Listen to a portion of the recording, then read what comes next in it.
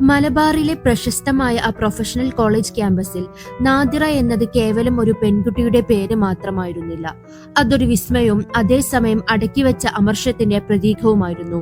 ഓരോ ദിവസവും കലാലയത്തിന്റെ പടുകൂറ്റൻ ഗേറ്റ് കടന്ന് അവളുടെ വശ്യമായ നിറമുള്ള ലക്ഷറി കാർ പാർക്കിംഗ് ഏരിയയിലേക്ക് ഇരച്ചു കയറുമ്പോൾ സകല വിദ്യാർത്ഥികളും ശ്വാസമടക്കി നോക്കി നിൽക്കുമായിരുന്നു.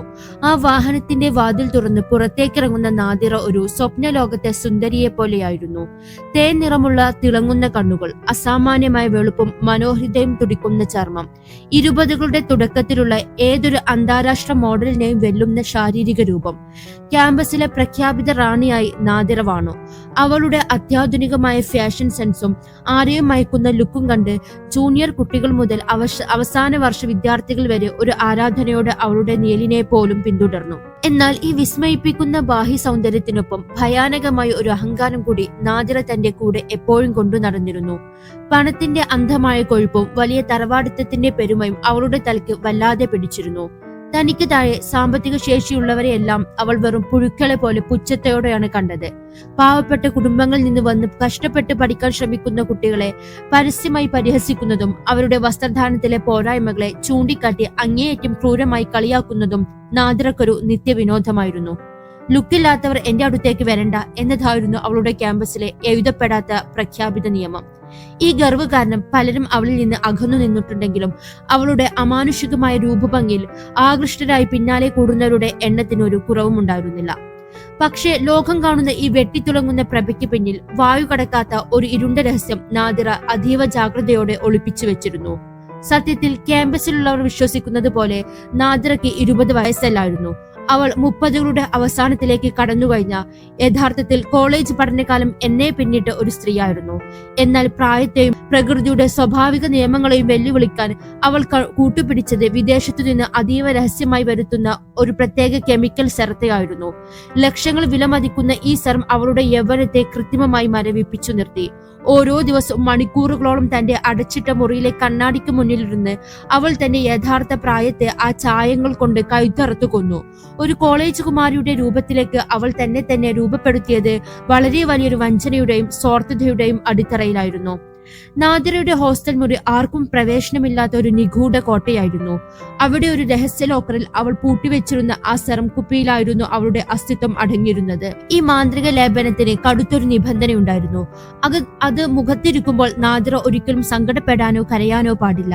കണ്ണുനീരിലെ ഉപ്പും മിനറലുകളും ആ രാസവസ്തുക്കളുമായി ചേർന്നാൽ അതീവ വിനാശകരമായ ഒരു പ്രതിപ്രവർത്തനം അവിടെ നടക്കും. അങ്ങനെ സംഭവിച്ചാൽ സെറം വികൃതമായി ഇളകിപ്പോകുകയും നാദിറയുടെ യഥാർത്ഥ പ്രായം അതിന്റെ ഇരട്ടിയായി മുഖത്ത് പെട്ടെന്ന് പ്രത്യക്ഷപ്പെടുകയും ചെയ്യും. ഈ ഭയം കാരണം നാദിറ തന്റെ ഹൃദയത്തെ ഒരു കല്ലാക്കി മാറ്റി. സ്നേഹമോ സങ്കടമോ കരുണയോ അവളുടെ മനസ്സിലേക്ക് കടക്കാതിരിക്കാൻ അവൾ മാനുഷിക വികാരങ്ങളെ മുഴുവൻ ജീവനോടെ കുഴിച്ചുമൂടി. ആരുടെ സങ്കടത്തിലും അവൾ അലിഞ്ഞില്ല. ആരുടെ വേദനയിലും അവൾക്ക് ഒരിറ്റെങ്കിലും മനസ്സലിവ് തോന്നിയില്ല. ക്യാമ്പസിലെ ഓരോ ആഘോഷങ്ങളിലും അവൾ പങ്കെടുത്തത് വെറും പ്രദർശനത്തിനായിരുന്നു. മറ്റുള്ളവരുടെ തമാശകളിൽ അവൾ കൃത്രിമമായി ചിരിച്ചത് തന്റെ പല്ലുകളുടെയും ഭംഗിയും ചുണ്ടുകളുടെ വിടവും കാണിക്കാൻ വേണ്ടിയായിരുന്നു. എന്നാൽ ഉള്ളിന്റെ ഉള്ളിൽ അവൾ വിറക്കുമായിരുന്നു. ആരെങ്കിലും വൈകാരികമായി എന്തെങ്കിലും സംസാരിക്കുമ്പോൾ നാദിറ അവിടെ നിന്ന് തന്ത്രപരമായി ഒഴിഞ്ഞുമാറി. ഒരു ചെറിയ തുള്ളി കണ്ണുനീർ പോലും തന്റെ സൗന്ദര്യ സാമ്രാജ്യം തകർത്തു കളയുമെന്ന് അവൾക്കറിയുമായിരുന്നു. ബാഹ്യമായ തിളക്കത്തിന് വേണ്ടി അവൾ തന്റെ ആത്മാവിനെ തന്നെ പണയം വെച്ചു. സ്നേഹമോ വികാരങ്ങളോ ഇല്ലാത്ത ഒരു ജൈവയന്ത്രത്തെ പോലെ അവൾ ജീവിച്ചു. പുറമേ കാണുന്ന ആ മനോഹരമായ ചർമ്മം ഒരു വലിയ നുണയാണെന്ന് അവൾക്ക് മാത്രം അറിവുള്ള കാര്യമായിരുന്നു. ഓരോ തവണയും കണ്ണാടിയിൽ നോക്കുമ്പോൾ അവൾ തന്റെ യഥാർത്ഥ രൂപത്തെ ഭയപ്പെട്ടിരുന്നു.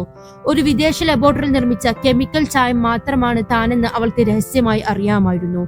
നാദിറയുടെ ഈ ഗർവ് സത്യത്തിൽ വലിയൊരു ചതിക്കുഴിയായിരുന്നു. തന്നെ ആരാധിക്കുന്നവർക്ക് മുന്നിൽ അവൾ തന്നെ അപ്സരസിനെ പോലെ പ്രതിഷ്ഠിച്ചു. തന്നെ സ്നേഹിക്കാൻ വരുന്ന യുവാക്കളെ അവൾ അവരുടെ ലുക്കിന്റെയും പണത്തിന്റെയും പേരിൽ അങ്ങേയറ്റം അപമാനിച്ചു വിട്ടു. തന്റെ സൗന്ദര്യത്തിനൊത്ത ആരും ഈ നാട്ടിലില്ലെന്ന് അവൾ ഉറച്ചു വിശ്വസിച്ചു. ഓരോ ദിവസവും പ്രായം കൂടിക്കൊണ്ടിരിക്കുമ്പോഴും കണ്ണാടിയിൽ തന്റെ വ്യാജ കൗമാര രൂപം കണ്ട് അവൾ ആത്മരതിയിൽ ആറാടി. പക്ഷെ ആ ചില്ലുമേട ഒരു ചെറിയ കാറ്റിൽ തകരുമെന്ന സത്യം അവൾ ഓരോ നിമിഷം ഉള്ളിൽ ഭയപ്പെട്ടിരുന്നു. പണവും പ്രതാവും ഉണ്ടായിട്ടും സമാധാനത്തോടെ ഒന്ന് ശ്വാസം വിടാൻ പോലും അവൾക്ക് കഴിഞ്ഞിരുന്നില്ല. അഹങ്കാരത്തിന്റെ ആ കവചം ധരിച്ച് അവൾ പുറത്തിറങ്ങുമ്പോൾ ക്യാമ്പസ് കാണുന്നത് ഒരു ദേവതയായിരുന്നു. എന്നാൽ ആ രൂപത്തിനുള്ളിൽ കരി പിടിച്ച ഒരു രഹസ്യമുണ്ടായിരുന്നു. നാദിറയുടെ ജീവിതം ഒരു ചായം പൂശിയ നാടകമായി തുടർന്നു. തന്റെ യഥാർത്ഥ മുഖം ലോകത്തിനു മുന്നിൽ വെളിപ്പെടുത്തുമെന്ന സത്യം അവൾ ഓരോ നിമിഷവും ഭയപ്പെട്ടു. ആ ഭയം അവളെ കൂടുതൽ കൂടുതൽ ക്രൂരയാക്കി മാറ്റി. മറ്റുള്ളവരെ വേദനിപ്പിക്കുന്നതിലൂടെ തന്റെ അപകർഷതാബോധത്തെയും പ്രായത്തെയും മറയ്ക്കാനാണ് അവൾ ശ്രമിച്ചത്. ക്യാമ്പസിലെ മനോഹരമായ കാലഘട്ടത്തിൽ അവൾ ഒരു സുഹൃത്തിനെ പോലും നേടിയില്ല. പകരം അസൂയക്കാരെയും ശത്രുക്കളെയും മാത്രമാണ് അവൾ സമ്പാദിച്ചത്. വിധി കാത്തുവച്ചിരുന്ന ആ വലിയ പരീക്ഷണം തന്റെ പ്രിയപ്പെട്ടവന്റെ രൂപത്തിൽ കടന്നു വരുമ്പോൾ ഈ മാന്ത്രിക ലേപനത്തിന് അവളെ രക്ഷിക്കാൻ കഴിയില്ലെന്ന് അവൾ വൈകിയാണ് തിരിച്ചറിയുന്നത്. അഹങ്കാരത്തിന്റെ പാരമ്യത്തിൽ നിൽക്കുമ്പോഴാണ് അവളുടെ ജീവിതം ആരും പ്രതീക്ഷിക്കാതെ ഒരു വൻ തകർച്ചയിലേക്ക് നീങ്ങിയത്. മലബാറിലെ ആ പ്രശസ്തമായ പ്രൊഫഷണൽ കോളേജ് ക്യാമ്പസിൽ നാദിറ ഒരു വിസ്മയമായിരുന്നുവെങ്കിലും അവളുടെ ഹോസ്റ്റൽ മുറി ആർക്കും പ്രവേശനമില്ലാത്ത ഒരു ഇരുണ്ട കോട്ടയായിരുന്നു. സഹപാഠികൾ ചിരിച്ചും കളിച്ചും ഒത്തുകൂടുന്ന ഹോസ്റ്റൽ ഇടനായികളിൽ നിന്ന് മാറി അവൾ തന്റെ മുറി എപ്പോഴും ഉള്ളിൽ നിന്ന് പൂട്ടിയ നിലയിൽ സൂക്ഷിച്ചു. ആ മുറിക്കുള്ള നിശബ്ദതയിൽ നാദിറ ലോകത്തിന് മുന്നിൽ കെട്ടിയാടുന്ന വലിയൊരു വഞ്ചനയുടെ പണിപ്പുരയായിരുന്നു ഒരുക്കിയിരുന്നത്. അവളുടെ മുറിയിലെ പഴയ മലമാരക്കുള്ളിൽ അതീവ രഹസ്യമായി സൂക്ഷിച്ചിരുന്ന ഒരു ഡിജിറ്റൽ ലോക്കറിലായിരുന്നു അവളുടെ നിത്യയൗവനത്തിന്റെ യഥാർത്ഥ താക്കോൽ ഒളിച്ചിരുന്നത്. അതൊരു സാധാരണ സൗന്ദര്യവർദ്ധക വസ്തുവായിരുന്നില്ല. ലോകത്തിന്റെ ഏതോ അജ്ഞാത കോണിൽ നിന്ന് വലിയ ഏജന്റുമാരുടെ സഹായത്തോടെ ലക്ഷങ്ങൾ വില കൊടുത്ത് അവൾ എത്തിക്കുന്ന ഒരു പ്രീമിയം ഹൈടെക് കോസ്മെറ്റിക് സെറം.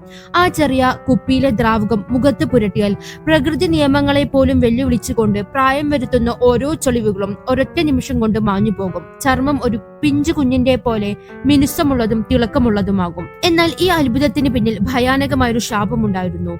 ആ ലേപനം മുഖത്തിരിക്കുമ്പോൾ നാദിറയുടെ കണ്ണുകളിൽ നിന്ന് ഒരൊറ്റ തുള്ളി കണ്ണുനീർ പോലും പുറത്തേക്ക് വരാൻ പാടില്ല. കണ്ണുനീരിലെ ലവണാംശവും ശരീരത്തിലെ രാസവസ്തുക്കളും ആ സെറവുമായി സമ്പർക്കത്തിൽ വന്നാൽ ഒരു വിനാശകരമായ കെമിക്കൽ റിയാക്ഷൻ നടക്കും. നിമിഷങ്ങൾക്കുള്ളിൽ സെറം വികൃതമായി ഒരുകി ഒലിക്കുകയും നാദിറയുടെ യഥാർത്ഥ പ്രായത്തിന്റെ ഇരട്ടി പ്രായം ആ നിമിഷം അവളുടെ മുഖത്ത് ഭീകരമായി പ്രത്യക്ഷപ്പെടുകയും ചെയ്യും. ഈ ഭയാനകമായ തിരിച്ചറിവ് നാദിറയെ ഒരു മനുഷ്യരൂപമുള്ള യന്ത്രമാക്കി മാറ്റി. തന്റെ ഈ വ്യാജ യൗവനം നിലനിർത്താൻ അവൾ സ്വന്തം ഉള്ളിലെ മാനുഷിക വികാരങ്ങളെ ഒന്നൊന്നായി ശ്വാസം മുട്ടിച്ചു കൊന്നു. സ്നേഹമോ സങ്കടമോ കരുണയോ അവളുടെ ഹൃദയത്തിലേക്ക് കടക്കാതിരിക്കാൻ അവൾ മനസ്സിനു ചുറ്റും ഒരു വൻമതിൽ പണിതു. താൻ ഒരിക്കൽ പോലും വികാരീതനാകുകയില്ലെന്ന് അവൾ സ്വയം ശപഥം ചെയ്തു. കോളേജ് ഡേ ആഘോഷങ്ങളിലോ അവൾ എല്ലാവരിൽ നിന്നും അകലം പാലിച്ചു.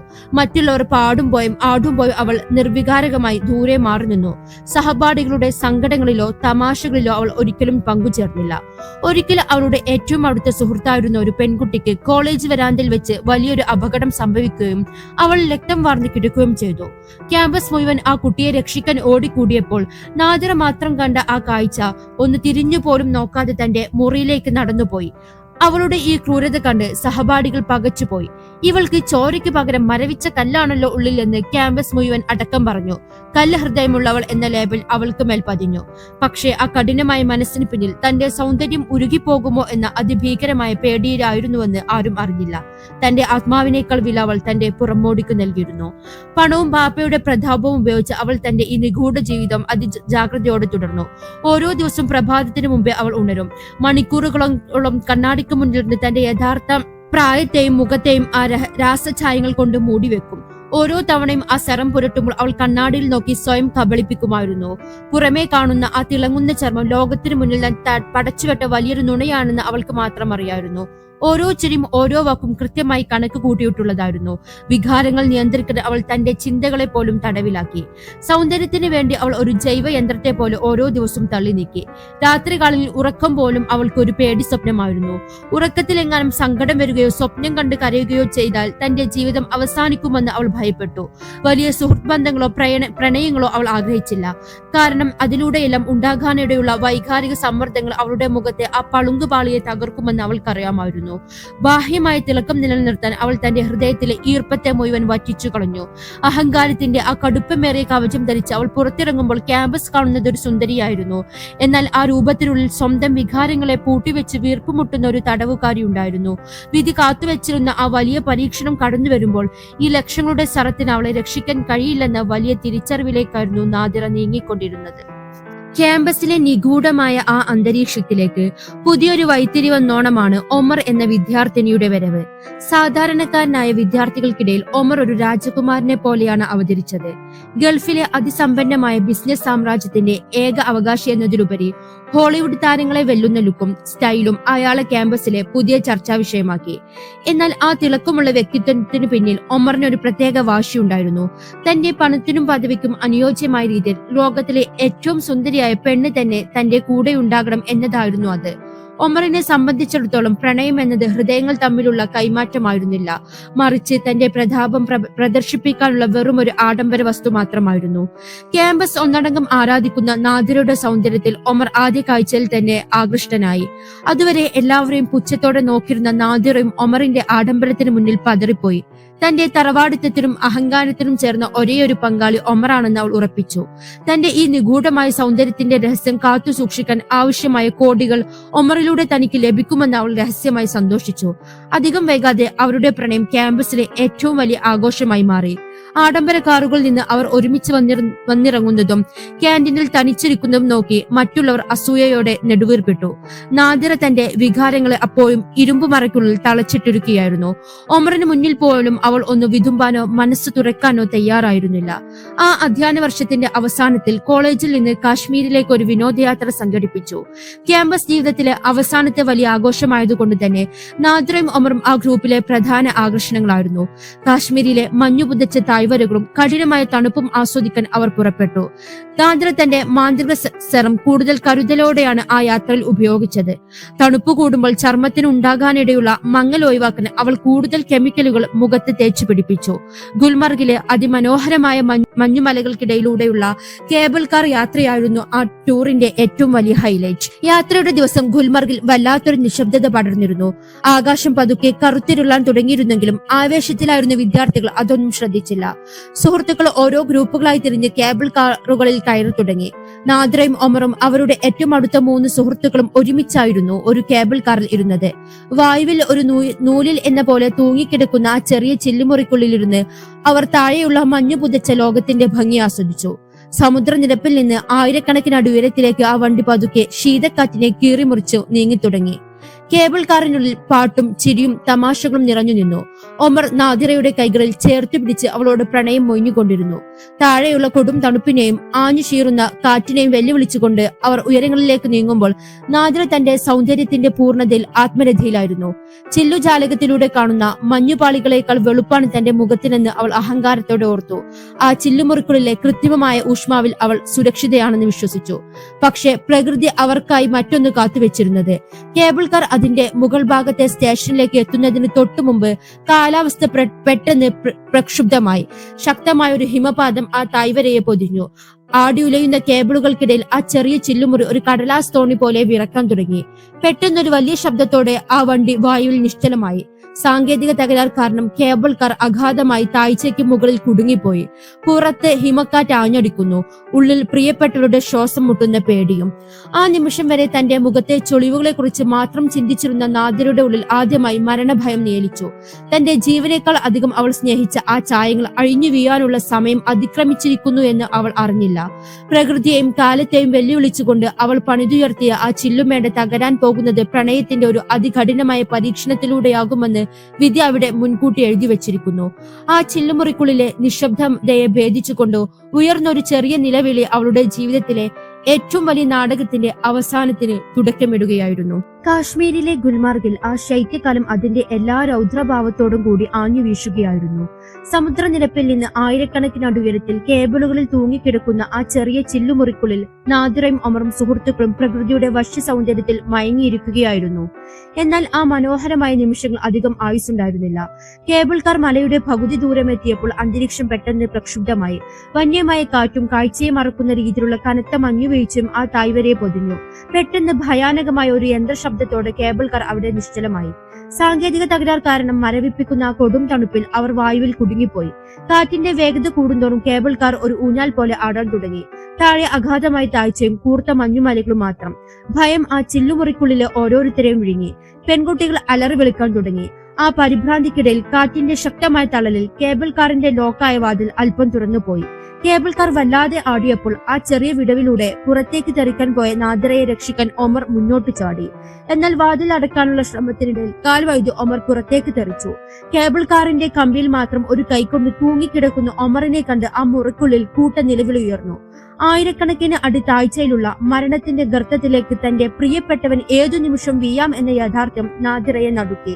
ആ നിമിഷം വരെ തന്റെ സൗന്ദര്യത്തെക്കുറിച്ചും മുഖത്തെ ആ കൃത്രിമ തിളക്കത്തെക്കുറിച്ചും മാത്രം ചിന്തിച്ചിരുന്ന നാദിറയുടെ ഉള്ളിൽ ദശകങ്ങളായി മരവിച്ചു കിടന്നിരുന്ന മാനുഷിക വികാരങ്ങൾ ഒരു പ്രളയം പോലെ അണപൊട്ടിയൊഴുകി. വർഷങ്ങളായി അവൾ മനസ്സിനെ പഠിപ്പിച്ചു വെച്ചിരുന്ന സൗന്ദര്യത്തിന്റെ ആ കഠിന നിയമം അവൾ പൂർണ്ണമായും മറന്നുപോയി. പണവും പ്രതാപവും ഈ കൃത്രിമ യൗവനവും തന്റെ മുന്നിൽ പിടയുന്ന ജീവനേക്കാൾ വലുതല്ലെന്ന് അവൾക്ക് തോന്നി. ഒമറിക്ക, പിടിക്ക്, എന്നെ വിട്ടു പോവല്ലേ, യാ അല്ലാ, എന്റെ ഒമറിക്കയെ കാക്കണേ. അവൾ ഹൃദയം തകർന്ന് അലറിക്കരഞ്ഞു. കഠിനമായ ആ തണുപ്പിലും അവളുടെ ഉള്ളിലെ സങ്കടം അഗ്നിപർവ്വതം പോലെ ഉരുകി പുറത്തേക്ക് വന്നു. ദശകങ്ങളായി അവൾ തടഞ്ഞുവെച്ച ആ കണ്ണുനീർ തുള്ളികൾ ഉഷ്ണത്തോടുകൂടി കവിളിലൂടെ ധാരധാരയായി ഒഴുകി. അവൾക്ക് ഒട്ടും ബോധമുണ്ടായിരുന്നില്ല. ആ കണ്ണുനീർ തുള്ളികൾ അവളുടെ കവിളിലൂടെ ഒലിച്ചിറങ്ങി.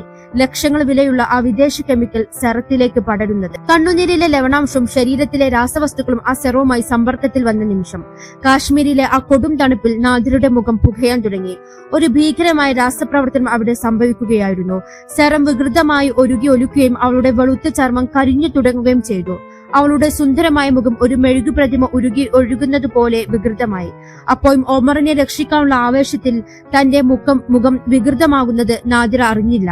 തന്റെ സൗന്ദര്യത്തിന്റെ ഓരോ അംശവും ആ കേബിൾ കാറിന്റെ തറയിലേക്ക് ചായമായി ഉരുകി വീഴുമ്പോഴും അവൾ ഒമറിന്റെ കയ്യിൽ മുറുകെ പിടിക്കാൻ ശ്രമിക്കുകയായിരുന്നു. ആ ചില്ലുമുറുക്കളിലെ മറ്റുള്ളവർക്ക് നാദിറയുടെ മാറ്റം കണ്ട് ശ്വാസം നിലച്ചുപോയി. സുന്ദരിയായ നാദിറയുടെ രൂപം മാറി തൊലി തൂങ്ങി ചുളിവുകൾ നിറഞ്ഞൊരു വൃദ്ധയുടെ രൂപം അവിടെ പ്രത്യക്ഷപ്പെടുകയായിരുന്നു. ലക്ഷങ്ങൾ മുടക്കി അവൾ കാത്തുസൂക്ഷിച്ച ആ കള്ളസത്യം പ്രണയത്തിന്റെ ഒരു തുള്ളി കണ്ണുനീരിൽ ഒഴുകിപ്പോയി. വിധി അവൾക്കായി കരുതി വെച്ച ഏറ്റവും വലിയ ശിക്ഷ ഇതായിരുന്നു: സ്വന്തം ജീവൻ പോലും സ്നേഹിച്ചവരുടെ മുന്നിൽ വെച്ച് തന്നെ തന്റെ നികൃഷ്ടതമായ സത്യം വെളിപ്പെടുക. കാശ്മീരിലെ ആ ശീതക്കാറ്റിൽ നാദിറയുടെ അലർച്ചകൾ മാറ്റൊലിക്കൊണ്ടു. ഒമറിനെ മറ്റുള്ളവർ ചേർന്ന് ഉള്ളിലേക്ക് വലിച്ചു കയറ്റുമ്പോഴേക്കും നാദിറയുടെ രൂപാന്തരം പൂർണ്ണമായിരുന്നു. പ്രകൃതി നിയമങ്ങളെ വെല്ലുവിളിച്ചുകൊണ്ട് അവൾ പണിതുയർത്തിയ ആ ചില്ലുമേട തകർന്നു തരിപ്പണമായി. സ്നേഹത്തിന് വേണ്ടി അവൾ തന്റെ സൗന്ദര്യം ബലി കൊടുത്തു. പക്ഷേ സൗന്ദര്യം മാത്രം നോക്കി അവളെ പ്രണയിച്ച ഒമറിന്റെയും സുഹൃത്തുക്കളുടെയും മുന്നിൽ അവൾ ഇനി വെറും ഒരു വികൃത രൂപം മാത്രമായിരുന്നു. ആഡംബര റാണിയായിരുന്ന നാദിറയുടെ പതനം ആ ഗുൽമർഗ് മഞ്ഞുമലയിലെ ഏറ്റവും ഭീകരമായ കാഴ്ചയായി മാറി. കാശ്മീരിലെ ഗുൽമർഗിൽ ആ ശീതക്കാറ്റ് അതിന്റെ സകല രൗദ്രഭാവത്തോടും കൂടി ആഞ്ഞു വീശുകയായിരുന്നു. അഗാധമായ താഴ്ചയിലേക്ക് വീയാൻ പോയ ഒമറിനെ സഹപാഠികൾ ചേർന്ന് സർവ്വശക്തിയെടുത്ത് വലിച്ച് കേബിൾ കാറിനുള്ളിലേക്ക് കയറ്റി. മരണത്തിന്റെ മരവിപ്പിക്കുന്ന കരങ്ങളിൽ നിന്ന് തലനായിരക്ക് രക്ഷപ്പെട്ട ആശ്വാസത്തിൽ എല്ലാവരും ഒരു നിമിഷം കണ്ണടച്ച് ശ്വാസം വിട്ടു. എന്നാൽ ആ ആശ്വാസം സെക്കൻഡുകൾ പോലും നീണ്ടു നിന്നില്ല. ബോധം പകുതിയും മറഞ്ഞ അവസ്ഥയിൽ ഒമർ പതുക്കെ കണ്ണു തുറന്നു. തന്റെ ജീവൻ രക്ഷിക്കാൻ വേണ്ടി മഞ്ഞുമലകളെ പോലും വിറപ്പിക്കുന്ന രീതിയിൽ അലറിക്കരഞ്ഞുകൊണ്ടിരുന്ന നാദിറയെ നോക്കിയ അയാൾ ഭയന്ന് പിന്നോട്ടു നീങ്ങി. അയാൾ കണ്ടത് താൻ പ്രണയിച്ച ആ സുന്ദരിയെ അല്ലായിരുന്നു, മറിച്ച് സങ്കല്പങ്ങൾക്കും അപ്പുറം വികൃതമായ ഭയാനകമായ ഒരു രൂപത്തെയായിരുന്നു. നാദിറയുടെ കണ്ണുകളിൽ നിന്ന് ധാരധാരയായി ഒഴുകിയ ഉഷ്ണമുള്ള കണ്ണുനീർ അവളുടെ കവിളിലെ ചർമ്മത്തെ പാടെ മാറ്റിമറിച്ചു കഴിഞ്ഞിരുന്നു. കണ്ണുനീരിലെ ലവണാംശവും വർഷങ്ങളായി അവൾ ഉപയോഗിച്ചിരുന്ന ആ വിനാശകരമായ ഹൈടെക് കെമിക്കൽ സെറവും തമ്മിൽ ഒരു ഉഗ്രമായ രാസപ്രവർത്തനം ആ ചില്ലുമുറിക്കുള്ളിൽ വെച്ച് നടന്നു. ലോകം ആരാധിച്ചിരുന്ന ആ പട്ടുപോലെയുള്ള ചർമ്മം പുകഞ്ഞുകൊണ്ട് മെഴുകു പ്രതിമ എന്ന പോലെ ഉരുകി ഒലിക്കാൻ തുടങ്ങി. വെളുത്ത നിറം മാറി കറുത്ത പാടുകൾ പ്രത്യക്ഷപ്പെട്ടു. സെറം ഇളകിപ്പോയതോടെ 37 വയസ്സുള്ള അവളുടെ യഥാർത്ഥ പ്രായം മാത്രമല്ല, ആ രാസവസ്തുക്കളുടെ പാർശ്വഫലം കാരണം അതിന്റെ ഇരട്ടി പ്രായം അവളുടെ മുഖത്ത് നിമിഷങ്ങൾക്കുള്ളിൽ ആഞ്ഞടിച്ചു. ചുളിവുകൾ വീണ കവിളുകളും തൂങ്ങിയാടുന്ന താടിയെല്ലുകളും കുഴിഞ്ഞ കണ്ണുകളുമായി അവൾ ഒരു ജീവിക്കുന്ന പ്രേതത്തെ പോലെയായി മാറി. അവളുടെ മിനുസമുള്ള കറുത്ത മുടികൾ പെട്ടെന്ന് വെളുത്ത് നരച്ചു തുടങ്ങി. പല്ലുകൾക്ക് വല്ലാത്തൊരു ബലക്കുറവ് അനുഭവപ്പെടുകയും അവ ആടാൻ തുടങ്ങുകയും ചെയ്തു. ക്യാമ്പസിലെ ആഡംബര റാണിയായിരുന്ന നാദിറ ഗുൽമർഗിലെ മഞ്ഞുമലയിൽ വെച്ച് വെറും ഒരു വൃദ്ധയുടെ രൂപത്തിലേക്ക് രൂപാന്തരപ്പെട്ടു. അവളുടെ സൗന്ദര്യത്തിന്റെ ഓരോ അംശം ആ കേബിൾ കാറിന്റെ തറയിലേക്ക് ചായമായി ഉരുകി വീഴുമ്പോൾ അവൾ വേദനയോടെ വിറക്കുകയായിരുന്നു. സുഹൃത്തുക്കൾ ഭയചകിതരമായി നിലവിളിച്ചു. നാദിറ, ഇതെന്താണ് നിന്റെ മുഖത്തിന് പറ്റിയത്? ആരാണ് നീ എന്ന് അവർ വിറക്കുന്ന ശബ്ദത്തിൽ ചോദിച്ചു. അവർക്കാരും അത് നാദിറയാണെന്ന് വിശ്വസിക്കാൻ കഴിഞ്ഞില്ല. ഒമറിന്റെ കണ്ണുകളിൽ അതുവരെ ഉണ്ടായിരുന്ന പ്രണയവും ആരാധനയും നിമിഷ നേരം കൊണ്ട് കടുത്ത വെറുപ്പും ഭയവും മാറി. നീ എന്നെ വഞ്ചിച്ചു. ഇത്രയും കാലം നീ ഒരു മുഖം മൂടിയാണെങ്കിൽ എന്നെയും ലോകത്തെയും കബളിപ്പിക്കുമായിരുന്നു. നീ ഒരു സുന്ദരിയല്ല, നീ ഒരു പിശാചാണ് എന്ന് അയാൾ ആക്രോശിച്ചു. തന്റെ ജീവൻ രക്ഷിക്കാൻ വേണ്ടി നാദിറ കാണിച്ച ആ വലിയ മനസ്സിനേക്കാൾ ഉപരിയായി അവളുടെ വികൃതമായ മുഖമാണ് ഒമറിനെ അസ്വസ്ഥനാക്കിയത്. അയാൾ സ്നേഹിച്ചത് അവളുടെ ആത്മാവിനെയല്ല, മറിച്ച് പുറമേയുള്ള ആ കൃത്രിമ തിളക്കത്തെ മാത്രമായിരുന്നു എന്ന് ആ നിമിഷം വ്യക്തമായി. താൻ ഇത്രയും കാലം അഹങ്കരിച്ചിരുന്ന സൗന്ദര്യവും ലോകത്തിലെ ഏറ്റവും വലിയ സ്വത്തായി കണ്ടിരുന്ന ഒമറിന്റെ പ്രണയവും ഒരൊറ്റ നിമിഷം കൊണ്ട് എല്ലാവരുടെയും മുന്നിൽ വെച്ച് ചീട്ടുകൊട്ടാനും പോലെ തകർന്നു വീണു. കാശ്മീരിലെ ആ തണുത്ത കാറ്റിൽ അവൾ വിവരിക്കാനാകാതെ വിധം ഏകാന്തതയായി. കേബിൾ കാർ പതുക്കെ താഴെയുള്ള ബേസ് സ്റ്റേഷനിൽ എത്തിയപ്പോൾ വാതിൽ തുറന്നതും സഹപാഠികളും സുഹൃത്തുക്കളും അവളെ അറപ്പോടെ നോക്കി ഓടിമറിഞ്ഞു. തന്റെ കൂടെ എന്നും ഉണ്ടാകുമെന്ന് പറഞ്ഞ ഒമർ പോലും ഒരിക്കൽ പോലും പിന്നോട്ട് നോക്കാതെ തന്റെ സുഹൃത്തുക്കൾക്കൊപ്പം നടന്നു നീങ്ങി. ഗുൽമർഗിലെ മഞ്ഞുമൂടിയ ആ തണുത്ത മണ്ണിൽ നാദിറ തളർന്നു വീണു. താൻ പടുതുയർത്തിയ നുണകളുടെ സാമ്രാജ്യം എത്രമാത്രം ദുർബലമായിരുന്നു എന്ന് അവൾ തിരിച്ചറിഞ്ഞു. പ്രകൃതിയെയും കാലത്തെയും വെല്ലുവിളിച്ചുകൊണ്ടുള്ള സൗന്ദര്യം നശ്വരമാണെന്നും വികാരങ്ങളില്ലാത്ത ഹൃദയം വെറും ഒരു കരിങ്കല്ല് മാത്രമാണെന്നുമുള്ള സത്യം ലോകം മുഴുവൻ അറിഞ്ഞു കഴിഞ്ഞു. ക്യാമ്പസിലെ റാണി എന്നേക്കുമായി പുറത്താക്കപ്പെട്ടു. പണം കൊണ്ടോ വിദേശ ശ്രമങ്ങൾ കൊണ്ടോ തടഞ്ഞു നിർത്താൻ കഴിയാത്ത ഒന്നുണ്ട്, അതാണ് സത്യം. ആ സത്യം വെളിപ്പെട്ടപ്പോൾ നാദിറയ്ക്ക് ബാക്കിയായത് ആ മഞ്ഞുമലയിലെ കൊടും തണുപ്പും ഒടുങ്ങാത്ത ഏകാന്തതയും മാത്രമായിരുന്നു. ബാഹ്യമായ തിളക്കം നോക്കി സ്നേഹിക്കുന്നവർക്ക് മുന്നിൽ ചായം മാഞ്ഞ ഒരു കോലം മാത്രമായി അവൾ അവിടെ ശേഷിച്ചു. ലോകത്തിനു മുന്നിൽ താൻ പടുതുയർത്തിയ ആ വലിയ ചതിയുടെ ഭാരം താങ്ങാനാവാതെ അവൾ തകർന്നുപോയി. അവളുടെ അഹങ്കാരവും ഗർവവും ആ മഞ്ഞുമലയിലെ കാറ്റിൽ അലിഞ്ഞുപോയി. യഥാർത്ഥ സൗന്ദര്യം മുഖത്തിലല്ല, മറിച്ച് ഹൃദയത്തിന്റെ നന്മയിലാണെന്ന ആ വലിയ പാഠം അവൾ പഠിച്ചു. പക്ഷെ ആ തിരിച്ചറിവ് വന്നപ്പോഴേക്കും എല്ലാം വൈകിപ്പോയിരുന്നു. അവൾക്ക് ചുറ്റും മഞ്ഞു വീണുകൊണ്ടിരുന്നു. അവളുടെ ഹൃദയത്തിലെ ചൂട് പതുക്കെ അസ്തമിച്ചുകൊണ്ടിരുന്നു.